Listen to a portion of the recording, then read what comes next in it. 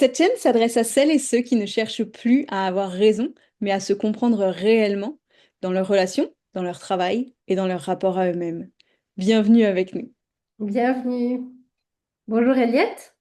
Bonjour Julie. Alors aujourd'hui, de quoi va-t-on parler? Aujourd'hui, on va parler de l'intelligence de genre et expliquer de quoi est-ce qu'on parle quand on parle d'intelligence de genre et puis aussi venir déconstruire certaines idées reçues de pourquoi est-ce que ce mot-là, cette notion dérange autant. Du coup, qu'est-ce que tu ressens toi quand tu entends l'expression différence homme-femme aujourd'hui? Moi, quand je pense aux différences hommes-femmes, je vois quelque chose de merveilleux, de complémentaire, et je vois vraiment deux moitiés qui se rencontrent et qui, ensemble, vont venir créer des choses encore plus grandes. Hmm. Pour toi, à quoi ça correspond? Alors c'est drôle parce que la première chose qui m'est venue, alors je suis tout à fait d'accord avec toi, mais c'était plutôt l'image du patriarcat, tu vois, différence homme-femme et la notion d'infériorité, supériorité qu'on a connue pendant des siècles et qui Hmm. est toujours à l'intérieur de nous, même si les femmes ont pris un rôle différent. Même Ah, si ok. c'est pas ma vision, hein, mais Hmm. Et à ton avis, à quel moment est-ce que ce sujet-là, cette mise en lumière de ces différences, est devenu glissant, voire parfois dangereux à aborder publiquement? bah, c'est venu le début, je pense que c'est vraiment au moment de la Deuxième Guerre mondiale, quand les femmes ont dû commencer à prendre le rôle des hommes, et quand ils sont revenus, elles se sont dit c'est fini, maintenant on a pris des rôles d'hommes, on a pris plus de place, on a plus de responsabilités dans la société, on n'est plus relégué au foyer, donc on- pourquoi on n'aurait pas ces droits-là? Et de fil en aiguille, la montée du féminisme. Après, on a eu les mouvements MeToo et Balance ton port, et vraiment cette dichotomie entre hommes-femmes, comme s'il y avait une rivalité, une guerre entre les deux, alors que c'est pas du tout ça en fait.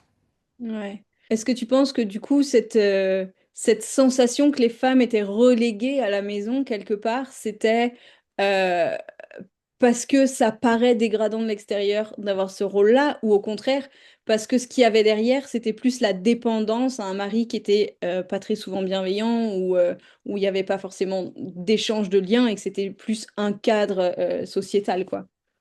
En fait, je pense que c'est vraiment au cas par cas, c'est-à-dire que si le mari était bienveillant, c'était en fait des rôles qui étaient acceptés dans la société, parce que l'homme allait, on voit dans les sociétés dites primitives, qui ne le sont pas, mais qui en fait vivent à l'ancienne, l'homme va à la chasse, il prend des risques, il va à la guerre, et en échange, la femme, elle s'occupe des enfants et elle est à la maison, elle prend soin du foyer, et c'est sacré en fait. Elle prend soin des enfants, c'est elle qui les porte, qui les crée, qui les porte et les élève. Donc à l'époque, c'était pas mal vu, mais après, c'est vrai que c'est quand le patriarcat devient coercitif et prend le pouvoir de façon négative que c'est devenu dégradant pour les femmes. Ouais. Ouais. Et quand il n'y a pas le choix aussi.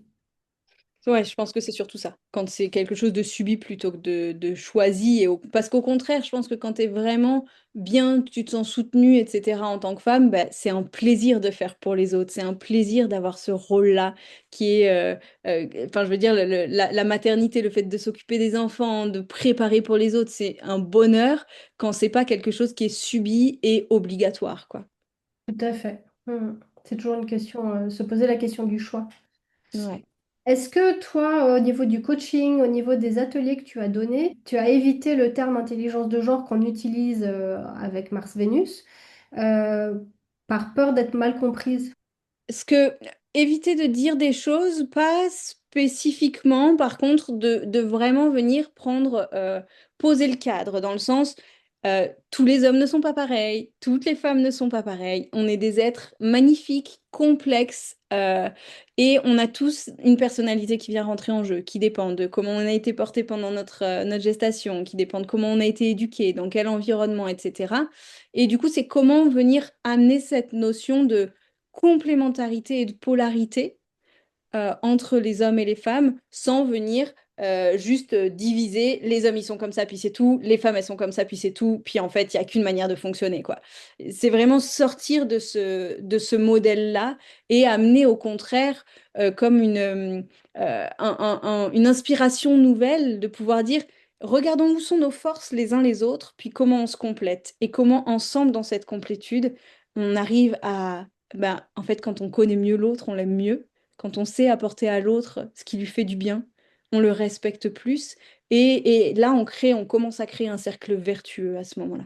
Pourquoi est-ce que parler des différences, c'est souvent perçu comme une menace dans la société? J'ai la sensation qu'aujourd'hui, on est un peu sur un tous égaux. Tous égaux, c'est-à-dire on doit tous avoir les mêmes choses tout le temps partout. Sauf qu'on n'a pas tous les mêmes besoins, on n'a pas tous les mêmes envies en tant qu'être humain, hein. Et du coup, dès qu'on commence à parler de différence, il y a plein de voix qui se lèvent. Tu Hmm. sais, c'est plus... j'ai beaucoup grandi avec cette phrase de ne fais pas aux autres ce que tu n'aimerais pas qu'on te fasse. Oui et non, parce qu'en fait, c'est plutôt que de projeter toi et ta vision du monde sur les autres autour de toi, apprends à connaître l'autre, sois curieux de qui est cette personne. Tu vois, apprends à t'intéresser à l'autre pour savoir comment faire des choses qui vont le servir ou la servir dans son évolution. Hmm. C'est beau. Hmm. Oui, parce que de quoi les gens ont peur derrière ce thème de différence pour toi? Je pense que c'est une insécurité immense qui ressort et tu sais, d'avoir cette sensation de ok, en fait, si on n'a pas la même chose, est-ce que en tant que femme, on va revenir soumise à un mari et puis pas avoir le droit de bouger et puis pas avoir le droit de faire ce qu'on a envie comme travail et pas avoir d'espace pour s'épanouir en fait? Est-ce que derrière, c'est pas une peur qui est vraiment de l'ordre de la survie, en fait, je veux plus me soumettre.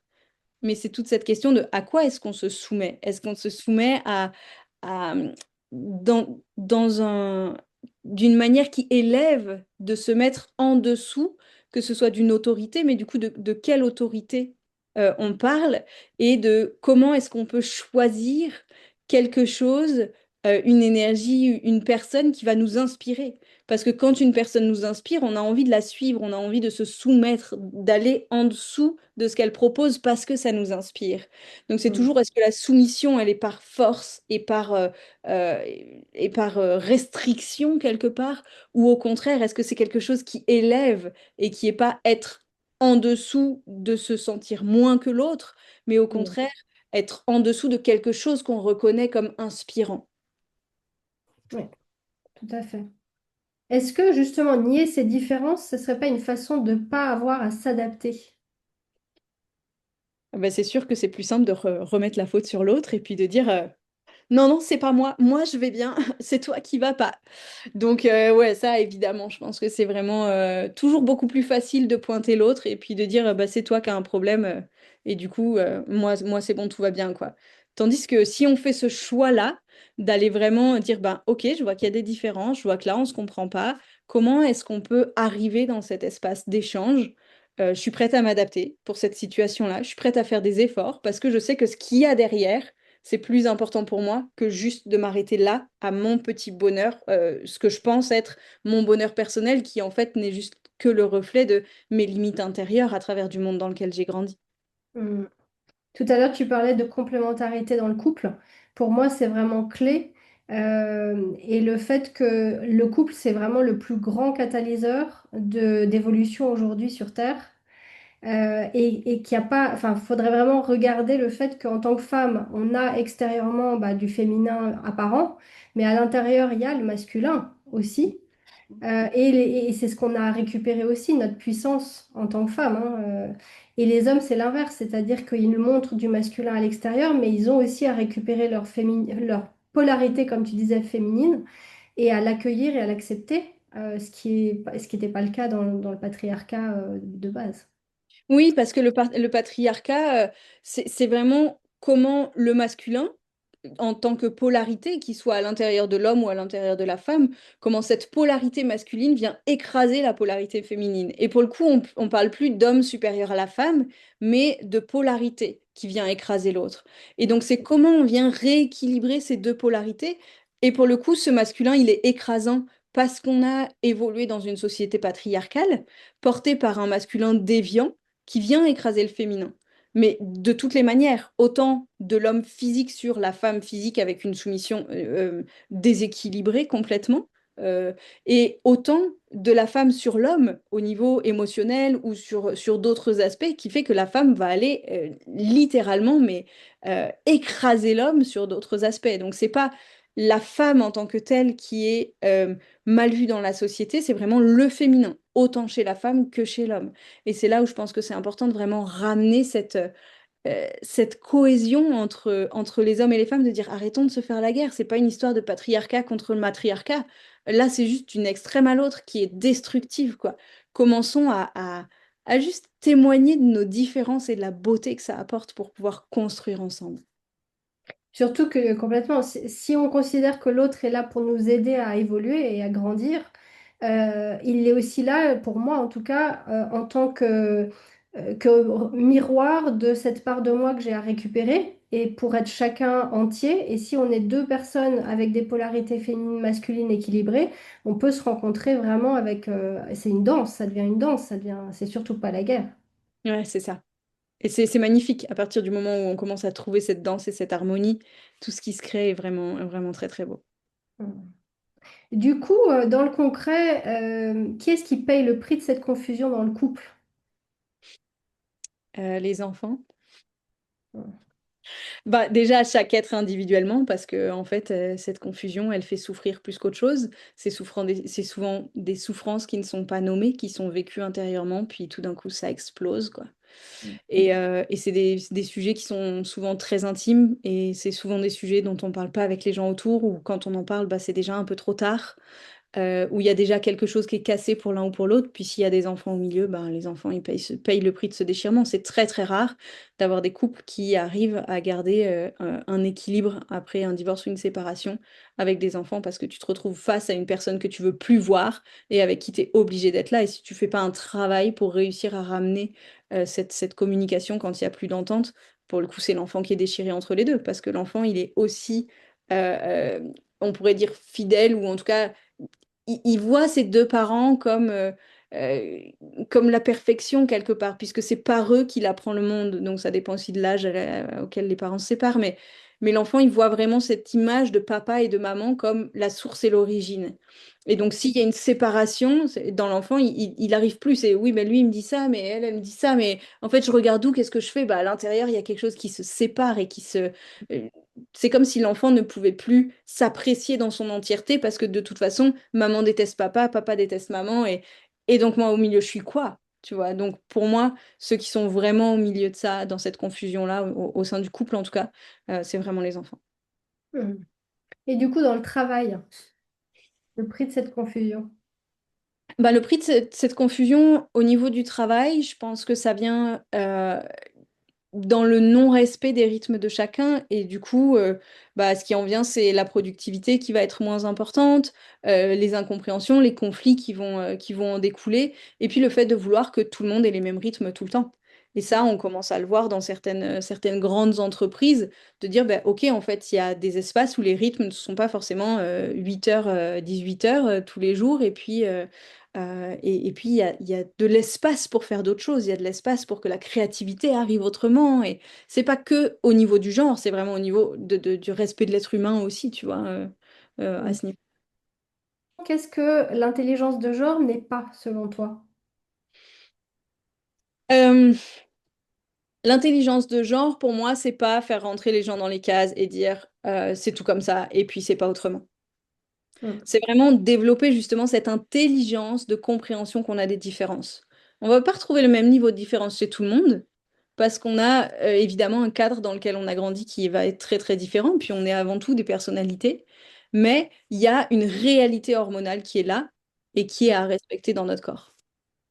Du coup, à quel moment tu penses qu'on rentre dans des clichés, on bascule dans les clichés, des justifications toxiques?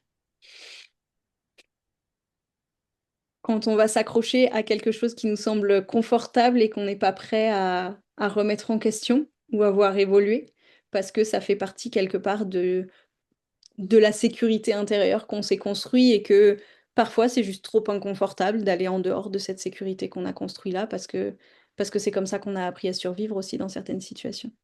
Mhm. Du coup, c'est pour ça que les gens disent parfois c'est comme ça et pas autrement. Mhm. Ils Bah voient ouais. une- C'est ça. Le c'est comme ça, c'est vraiment, bah, en fait, ça peut pas exister autrement. Moi, je le vois dans des accompagnements de couple où il y a des couples qui ont voulu faire cet accompagnement, cette prise en charge intérieure, autant l'homme que la femme, tu vois. Et puis tout d'un coup, il y a un switch qui se passe intérieurement et de se dire, waouh, en fait, une entente sans engueulade au quotidien, mais au contraire où on se soutient dans tout ce qui arrive, ça existe. C'était juste tellement en dehors du champ de pensée que ça paraissait inaccessible, que ça paraissait juste même inenvisageable. Donc, c'est pas quelque chose qui est dans le champ des possibles, dans le champ du connu. Donc, voilà, donc c'est comme ça en fait, on peut rien y changer. Bah, on est créateur. Tout à fait. Mais ça demande, comme tu le disais, de se remettre en question, de prendre responsabilité, d'oser faire le pas de se faire accompagner, parce que c'est pas le cas de tous les couples. Du coup, est-ce que certaines personnes n'utilisent pas cette différence pour éviter toute remise en question personnelle? Ouais, complètement, parce que parfois c'est juste trop dur en fait de se remettre en question. Parfois c'est juste trop confrontant et puis on sait pas vraiment que... En fait, pour moi c'est comme dans tout ce processus de questionnement intérieur puis d'évolution en fait de l'être humain. Si je sais pas que je vais pouvoir traverser cette couche épaisse et sombre, tu sais, c'est genre t'es là, tu te retrouves en montagne dans un brouillard immense et tu dis bah en fait, je vais faire demi-tour puis parce que là-bas, il y avait quand même un peu plus de visibilité. Sauf que si tu sais que quand tu traverses le brouillard et que tu continues à avancer, à un moment, tu es au-dessus des nuages, puis le soleil brille, puis en fait, il y a l'air qui circule, puis ça va bien. Si tu sais pas que dans cette traversée intérieure, il y a quelqu'un qui te prend par la main, qui est déjà au sommet, qui a déjà cette vision du soleil qui est là et qui est présent, et qui te dit, viens, vas-y encore un pas. Tu vas voir, ça va aller. Là, mets-toi un peu plus à gauche parce qu'à cet endroit-là, ça va passer. Fais attention, il y a un ravin à droite. Tu vois, toutes ces petites indications-là qui vont dire tu es en sécurité pour venir faire cette exploration intérieure. Parfois, ça prend beaucoup de résistance. Parfois, ça prend beaucoup de choix intérieurs pour aller à cet espace-là. Mhm. Donc, du coup, il faut sortir de sa zone de confort. Euh, oui, mais souvent, ce qui se passe quand on veut sortir de notre zone de confort, c'est qu'on va faire un pas qui est beaucoup trop grand pour nous. Mhm. Et qu'est-ce qui se passe dans ces cas-là? C'est que de la zone de confort, tu passes à une zone de dépassement, de perdition quelque part, parce que tu fais un pas qui est beaucoup trop grand et t'en oublies que ta zone de confort, il faut pas juste sauter au dehors et puis arriver quelque part comme ça au paradis comme par magie. C'est vraiment, tu vas apprendre à, comme moi j'aime bien voir comme l'extérieur de notre zone de confort comme une couche un peu élastique qui va apprendre quand on l'étend qui va apprendre à grandir. Et tu vois, c'est comme un ballon en fait que tu viens gonfler. Si tu le gonfles trop fort d'un coup, il explose.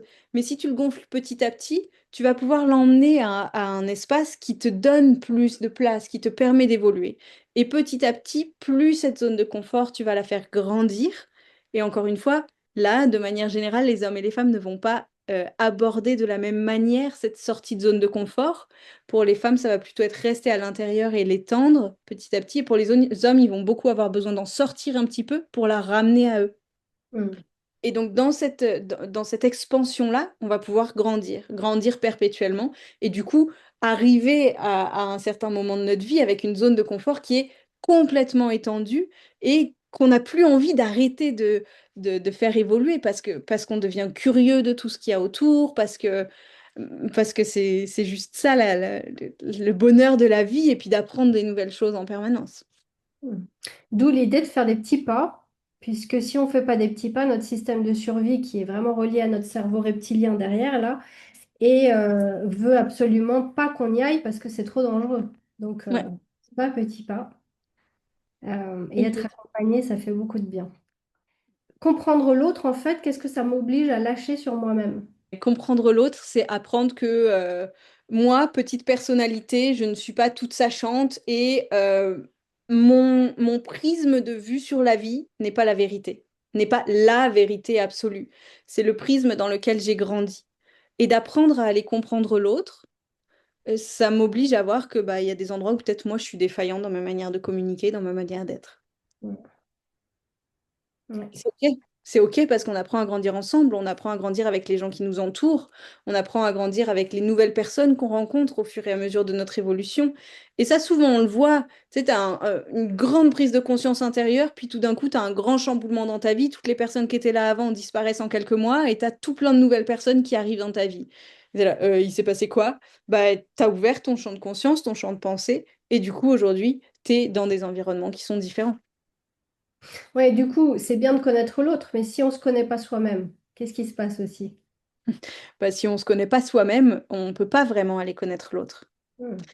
Parce que si on n'apprend pas à faire cette plongée intérieure dans qui on est, apprendre à se voir dans un miroir quelque part et de dire, OK, en fait, si je me regarde dans tous mes comportements là, qu'est-ce qui est OK, qu'est-ce qui va pas? Qu'est-ce que j'ai envie d'alimenter comme comportement? Puis qu'est-ce que j'ai pas envie d'alimenter? Hmm. Du coup, ça implique qu'on est responsable, en fait, dans la relation. Ouais. Pour moi, c'est un mot-clé qui est d'une importance immense. Quelle que soit la situation, que ce soit professionnel, que ce soit en couple, que ce soit avec un ex, que ce soit en famille, quelle est ma responsabilité dans cette situation? On peut vraiment voir les relations comme une coupe, comme une tasse. Qu'est-ce que moi, en tant que personne, je viens amener dedans? Ben, en fait, si ce que j'ai laissé dans cette tasse de cette relation, c'est un thé dégueulasse d'il y a 10 jours, bah, il y a un moment, ça va moisir, quoi. Si moi, j'amène rien qui puisse améliorer la qualité de ce qu'il y a dans cette relation, là, dans cette tasse, bah, il n'y a pas de raison que ça change. Très belle image, très parlante. Dans le travail, du coup, qu'est-ce que ça change quand j'arrête d'exiger la même chose de tout le monde en tant que patron, par exemple? Bah, c'est qu'en général, j'ai arrêté d'exiger des choses de moi-même que je ne suis pas à même de fournir. Et du coup, apprendre à comprendre les autres, c'est aussi bah, avoir plus de compassion, juste prendre en compte l'aspect humain de chaque être qui est là en face de nous. C'est vrai que c'est très absent de la plupart des entreprises, ça. Ouais. Tu te parlais des différences de cycle. Ça, c'est le jour où les entreprises intégreront qu'une femme a un cycle de 28 jours et qu'effectivement, elle ne peut pas être productive, comme ils aiment le dire, tout le temps et de la même façon, comme les hommes qui, eux, ont un cycle de 24 heures, il y aura vraiment le chemin qui aura été fait. Ouais, il y aura un chemin qui aura été fait et moi j'ai bon espoir que ça change et que ça évolue et qu'on arrive vraiment à quelque chose qui soit beaucoup plus humain et au contraire d'aller vraiment porter cette créativité qui est à différents endroits chez les hommes et chez les femmes. Hmm. Du coup, toi qui accompagnes beaucoup les couples, qu'est-ce que tu vois se pacifier quand les hommes ou les femmes arrêtent d'interpréter les réactions de l'autre à travers leur prisme à eux? Euh, je vois des couples qui retrouvent un bonheur, qui retrouvent leur connexion du début. Je vois des enfants qui redeviennent paisibles en voyant leurs parents recommuniquer normalement. Je vois des espaces de tension qui disparaissent au quotidien. Typiquement, en général, dans les grandes lignes, ça va. Mais, sauf quand on prend vraiment le couple juste avant une séparation, où là, même dans les grandes lignes, c'est compliqué. Mais sur des couples qui font vraiment ce chemin-là avant que ça explose, bah, c'est juste tous les petits espaces de friction du quotidien qui disparaissent. Hmm, merveilleux. Donc, c'est tous les petits endroits où on se comprend plus, tous les petits endroits où on a la sensation que l'autre fait contre nous parce que s'il le voit pas, bah, c'est que c'est de sa faute. Bah non, en fait, tous ces espaces-là, ils se pacifient. Et c'est oui, c'est de se rendre compte que l'autre en fait n'est pas là pour nous pourrir la vie ou pour être en guerre avec nous, mais c'est juste qu'il est vraiment différent, qu'il a un prisme différent, une vision du monde et une façon de parler, de communiquer qui n'a rien à voir avec la nôtre. Ouais. C'était vraiment visionnaire pour moi quand John Gray a parlé de Mars et Vénus, parce que c'est vraiment comme si on venait de deux planètes différentes. Mhm, mhm. Ouais, complètement. Et du coup, pourquoi est-ce que ça dérange autant l'intelligence de genre? Qu'est-ce que ça vient toucher dans notre identité, à ton avis? Je pense que ça vient mettre en lumière des choses qu'on n'a pas envie de voir, ou en tout cas qu'une partie de la population n'a pas envie de voir avec cette ultra recherche d'égalité où tout le monde doit être pareil. Que ce soit femmes, hommes, enfants, adultes, personnes âgées, tu vois, il y a vraiment ce truc dans la société où on va essayer de lisser tout le monde sur, bah voilà, ça doit être un lac calme et puis il doit rien se passer. Bah, la vie, c'est pas ça. Au contraire, il y a du mouvement, il y a des différences, il y a des échanges, etc. Et donc, pour moi, plus on essaie de lisser tous les niveaux de la société, tous les êtres, moins on va réussir à se comprendre. Parce qu'on est tous foncièrement différents. Et c'est notre richesse. Complètement, complètement, ouais. Oui. Quand on voit les personnes qui font du développement personnel, beaucoup rejettent pourtant cette problématique, cette différence homme-femme comme quelque chose de dangereux. À ton avis, pourquoi? Je crois que dans le développement personnel, il y a aussi cette recherche d'aller quelque part souvent au-delà de la matière et du coup de ne plus voir que l'aspect de l'âme ou des choses un petit peu plus, on va dire un petit peu moins matérielles et concrètes. Et on Mhm. en oublie de prendre en cause, on en oublie de prendre en compte notre physiologie, notre fonctionnement hormonal. Je veux dire, on n'a pas juste une enveloppe qui a quelque chose de différent. Il y a certaines parties de notre cerveau qui sont vraiment développées différemment en tant qu'homme et en tant que femme parce que dans l'utérus de notre mère, au moment où on se développe, bah, le fait que l'hormone de la testostérone se développe chez le petit garçon, ça va venir développer certes les testicules et l'espace reproducteur, mais aussi différentes zones du cerveau qui vont aller chercher certaines caractéristiques vraiment propres à l'homme, comme l'ultra-concentration sur certains sujets, etc. Là, on pourrait en parler pendant vraiment longtemps, mais c'est pas le sujet de cette vidéo. Et du coup, comment est-ce qu'on peut accepter que notre cerveau se soit réellement développé différemment dans le ventre de notre mère? Et c'est ça qui va faire que ensemble, on n'a pas les mêmes forces et on va se compléter. Hmm. Oui, donc c'est vraiment, il y a une réalité physiologique très à la base. Ouais, ouais. Et Et je pense que hmm, cette réalité-là physiologique, on la prend pas en compte très souvent dans le développement personnel. quand on regarde l'univers, il y a toujours une polarité féminine, une polarité masculine. Il y a jamais une polarité unique. Ça n'existe C'est ça. pas. C'est ça. Dans tout, dans l'univers, on peut regarder tout ce qu'il y a autour de nous. Regardez ce qu'il y a autour de vous au moment où vous écoutez ça. Tout a deux polarités en permanence.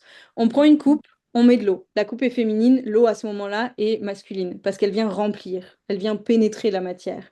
Donc c'est vraiment comment est-ce qu'on peut observer que les polarités font partie de la vie, que c'est elles qui permettent la circulation d'énergie dans tout, à chaque espace, et que vouloir quelque part enlever cette polarité-là, bah, c'est comme vouloir enlever la vie d'une relation. C'est juste pas possible, en fait, pour moi, de mon point de vue aujourd'hui. Est-ce que je cherche à comprendre l'autre pour mieux le rencontrer ou est-ce que je cherche à ce qu'il change? Hmm. Ouais, ça, c'est super intéressant. Vous pouvez vraiment vous prendre cette question comme un petit bonbon à garder dans la bouche et à vous poser cette question dans les jours à venir, de dire, ben, à quel moment est-ce que j'essaie de comprendre vraiment le point de vue de l'autre ou à quel moment j'essaie de le faire changer parce qu'il y a des résistances en moi qui sont trop grandes pour imaginer que je puisse rejoindre son point de vue d'une manière ou d'une autre. Et j'aimais beaucoup ton image de nourrir. Qu'est-ce que je mets dans la relation? C'est Jacques Salomé qui disait, en fait, entre deux êtres dans un couple, il y a une rivière. Et en fait, toutes nos problématiques anciennes, elles sont dedans. Donc, c'est pour ça qu'il faut vraiment nous en occuper, hein, tout notre passif, tout, voilà.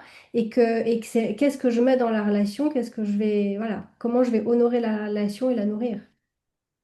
Ouais, complètement. Et donc, on peut aussi se poser la question si l'intelligence de genre, plutôt que d'être une opinion, est-ce que c'est pas plutôt une compétence relationnelle à développer? Bah, complètement. Pour moi, c'est une compétence relationnelle à développer à tous les niveaux de la vie, notamment entre les parents et les enfants, entre adolescents quand on se rencontre au moment où ces hormones viennent exploser dans nos corps et faire que bah, on était super amis, mais en fait tout d'un coup on se comprend plus là, c'est arrivé au collège, puis avec toutes ces différences. Donc voilà. C'est des petites graines semées. N'hésitez pas à nous laisser vos questions dans les commentaires, à nous suivre si vous voulez avoir plus d'infos et puis à partager si ça a résonné pour vous. Merci beaucoup, Julie. Coucou Eliette, à bientôt. À bientôt. Belle semaine à tous.